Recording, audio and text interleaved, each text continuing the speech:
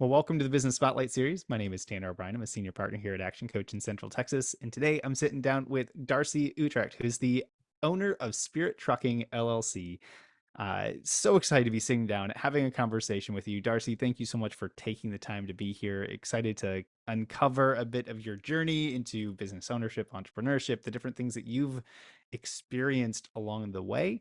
And just kind of have a bit of a fun conversation here. So first off, thank you so much for taking the time. Um, if we could, I'd love to just start with a little bit of background. Share, maybe the 10,000-foot view of who you are and what your background is, and tell us a little bit about Spirit Trucking LLC.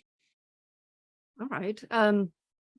Thank you for having me. I'm glad to be here. And my path getting here was kind of unique. I went straight out of high school into college, was graduating without any idea what I wanted to do. I was encouraged to continue on to get an advanced degree. And as a college student who didn't know what they wanted to do, to have the opportunity to actually go and be paid to commit to helping to teach and helping to research, I was all in. And when I graduated with my master's degree, I still didn't know what I wanted to do.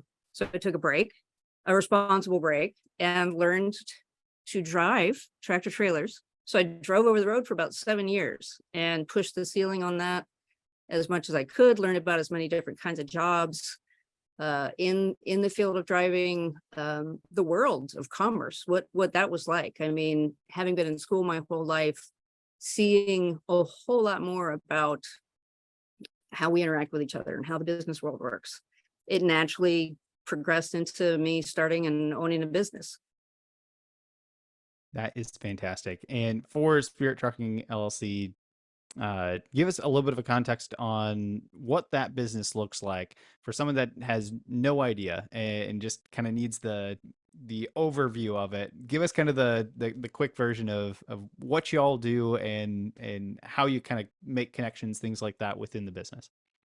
Yeah, so we're in Central Texas. We're kind of like your local FedEx and the coffee shop that you love so much, kind of squished together. It's a very personal approach. We're working with anything that can fit in a box. It needs to go from place to place. We're connected with a lot of manufacturing, distributors, suppliers, and ultimately, we can help anybody who needs to get something from point A to B.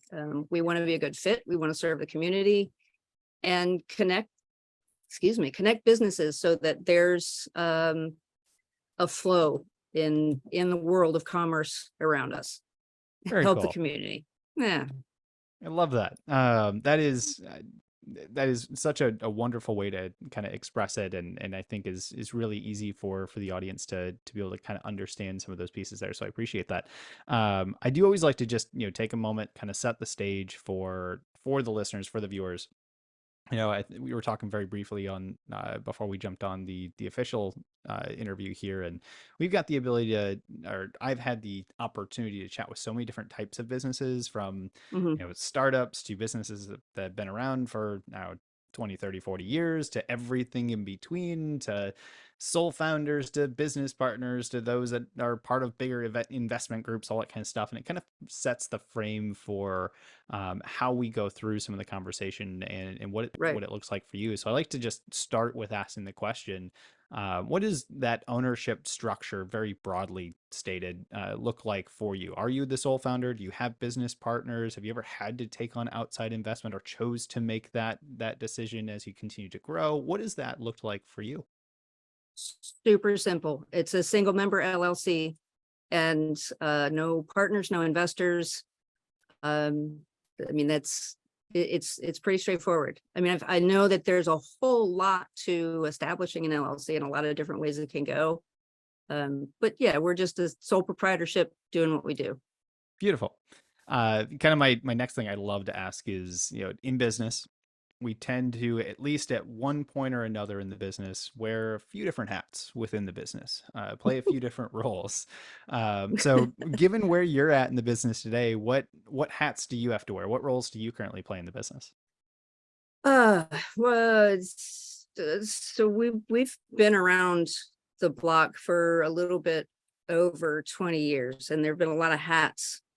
I don't know that there's a current hat that I don't know that there's one I get to keep up with and wear. I think the most valuable hat I've worn is the driver hat, actually. I think Mm, that piece keeps me in touch with what goes on in the job, what's important to the driver. I mean, they're the front lines. So the work that's being done, connecting with that, understanding it, being able to support it, find good jobs for the drivers, match drivers with customers. Everybody's happy.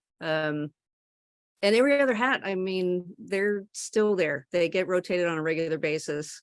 Um, you, as an owner, you have to manage everything moving forward in parallel. So I mhm. don't think you ever, at any high level in a business, get to take any of those hats off. I think you need some oversight on a little bit of everything that's going on. And the better you understand it, I think the better, the more successful the company can be. Excellent. So let's talk about the business. Let's talk about kind of what makes it so special. I like to, start off with the simple question. I think you've kind of already started to allude to this a little bit, but who does the business primarily serve? And the way I like to frame this up is if I'm in the audience and I'm listening to this, I'm watching to this back later on. How do I know that I'd be a really good fit to come, work with y'all? To either that or I might know somebody or know a business that would be a really good fit to work with y'all. Like, who do you primarily tend to work with the most?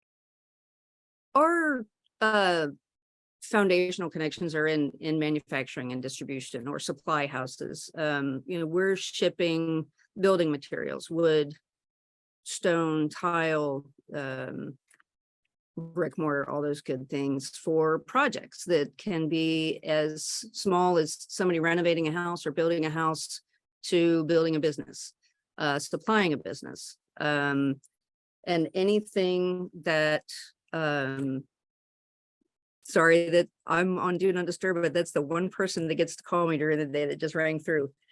At any rate, so we're serving the community on that level, but there's also there's materials and goods that need to be moved around, Mhm. furniture, appliances. So we're trying to just find the place where we're a good fit, find the place where people need service, maybe special handling that they're not getting somewhere else, things along that line, and match up to give them service that they need at a reasonable rate and fantastic. Everybody's happy when we're done. That's excellent. I love to hear that. So why do your customers, your clients choose to work with you as opposed to competitors that might be in the area? Like what separates the experience that you provide versus what maybe some others out there may not be providing? Yeah, a lot, um, there's a lot of transportation companies, right? And there's plenty of business for everybody. I don't know that there's any competition.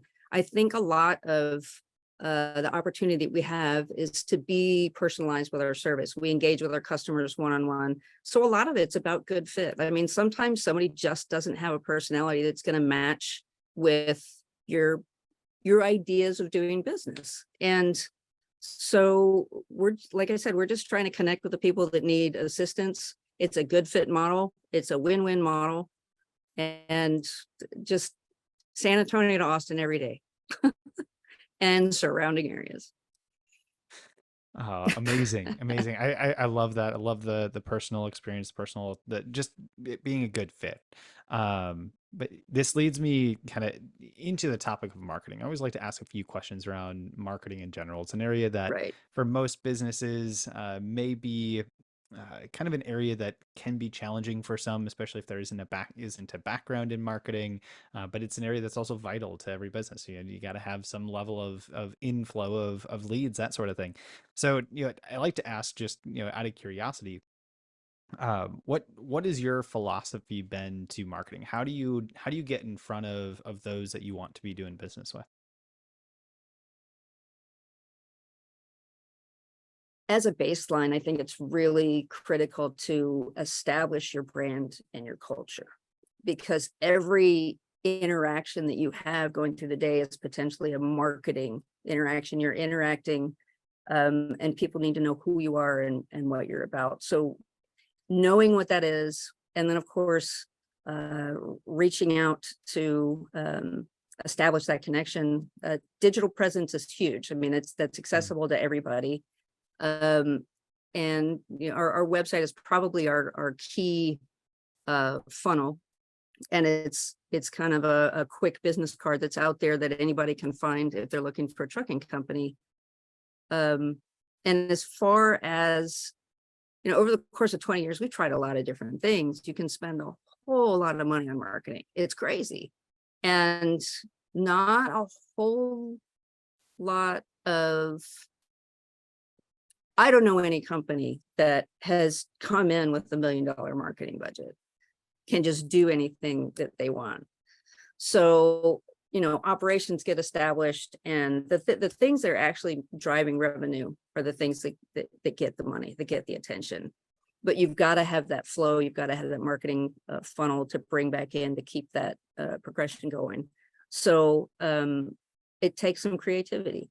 And I think when you dig into the creative levels of thinking through who you are and what you want to say, some really neat things happen. I mean, some of my favorite ads, some of the things that I see, Super Bowl commercials, it's because they're creative, and you don't need to run a Super Bowl commercial to get that message out.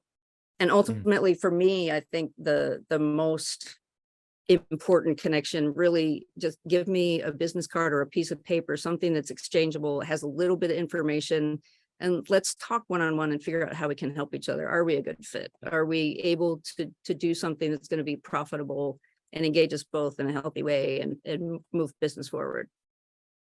I love that. There's a lot to be said about that human to human connection. I think sometimes that can get lost in today's day and age with, you know, this big push to digital, and it's like, that's great. People can find you that way, but people tend to do business with people that they can actually connect with, at least at some point in the process.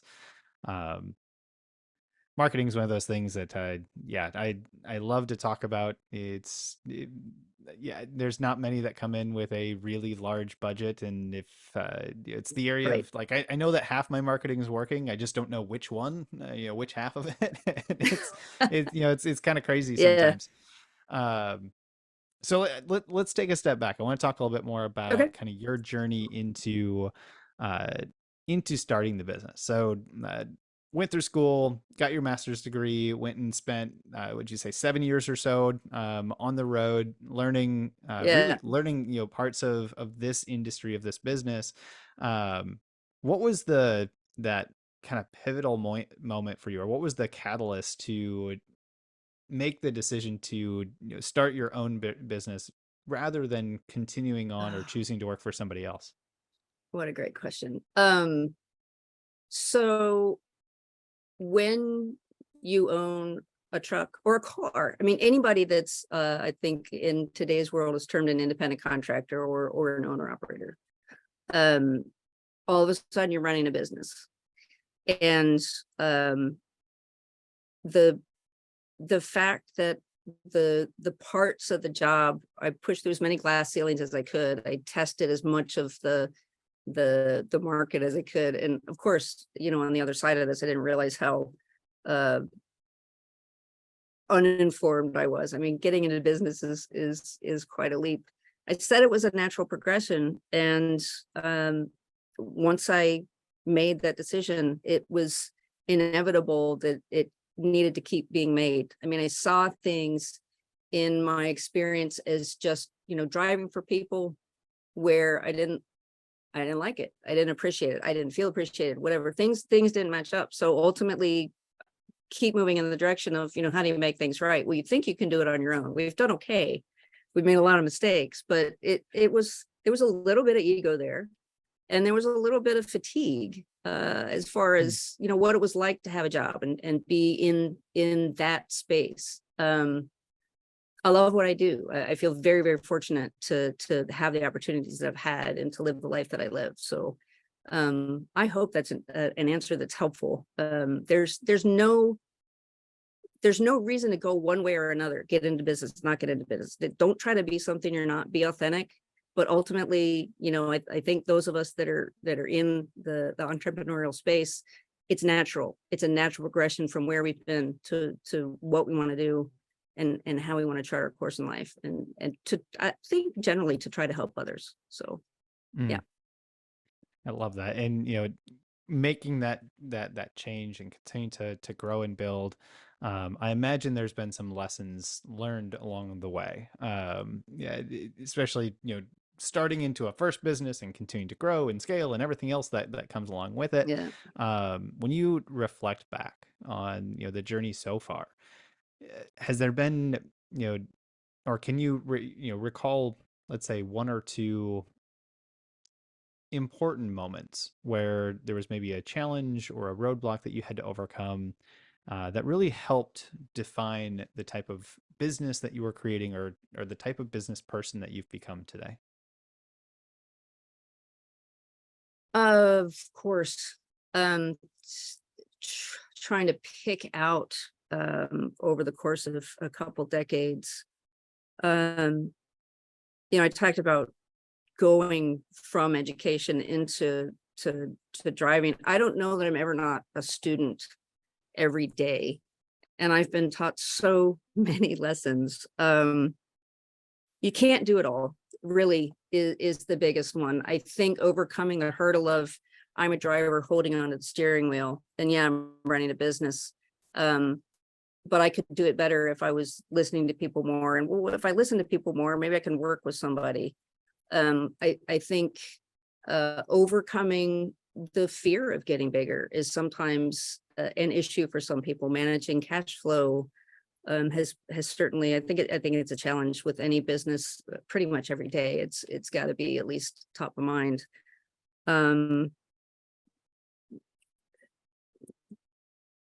Compliance. I said, you can't do everything. Compliance is probably, depending on who you are, a part of business that's going to catch you at some point or another. We don't necessarily come in, we as any business owner, knowing all the legal ramifications. I mean, consult Mhm. with lawyers. You do these things, because you will get caught if you're not managing things the way that government agencies and state agencies, whatever, expect you to do. So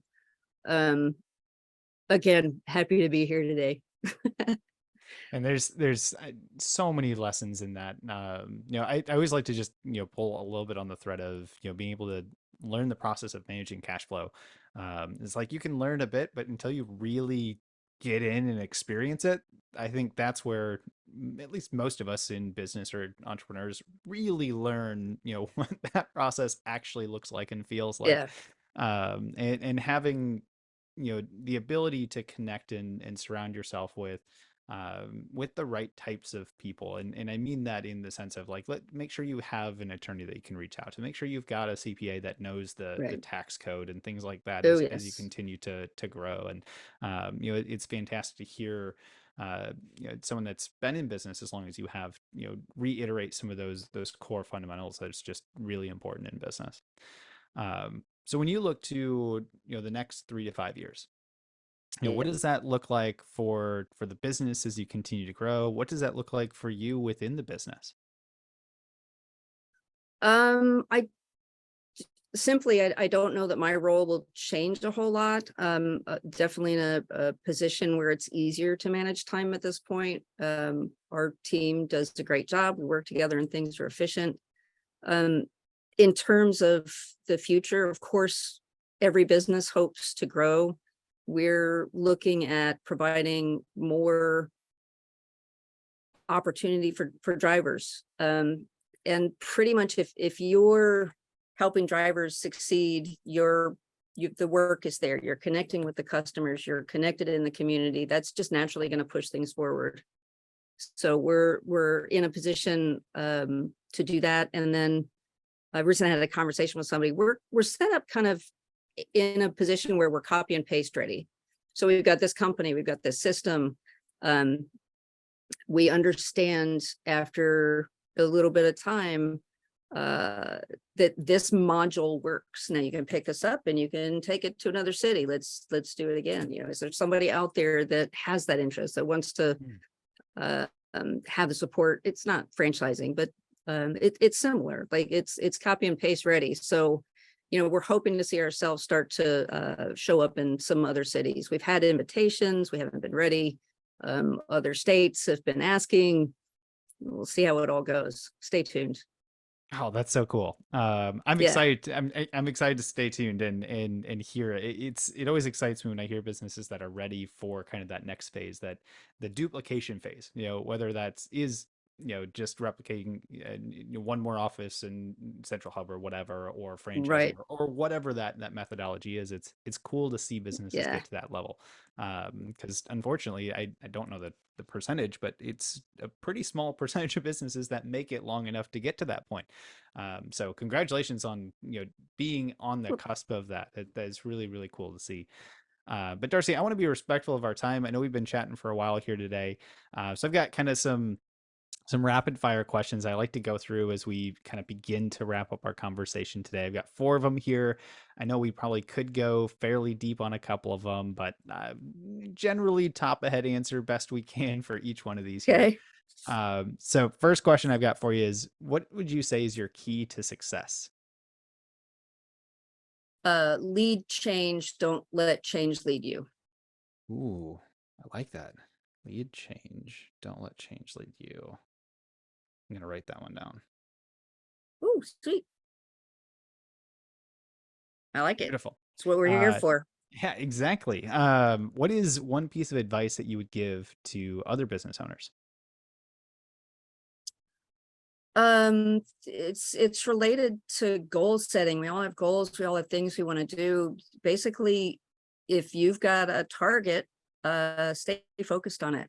You're never going to hit it if you're not staying focused on the targets. You can't do everything. If you parse the pieces that it takes to get to a goal and just focus on 2 or 3, you don't substitute for a new piece until you've handled one of those completely, then you've got a way to push forward and keep targeting those goals.